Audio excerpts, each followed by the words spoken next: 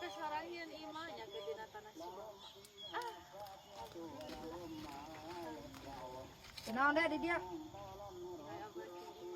Nyen imah didinya mah sagala dipupujukan kudu jadi kolot. Ya dibere pangmelikeun dina tanah Abah ari urang meuni kudu sagala kusorangan. Kudu usaha barang pentan teu walewe dicarekan. Teu walewe kudu mandiri.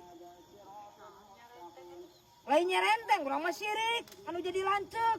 Aya naon? Iya tingali tah nyarekan. Naon isilinjak? Ya tuh bah ari adi mah meuli sagala pangmelikeun pangabahankeun sagala pangmelikeun ieu bahan. Taneuh Abah. Iya sileng teu mikir da lalaki atuh kuduna menjadi gaganti bapak itu teh gaganti dewek teh si lain.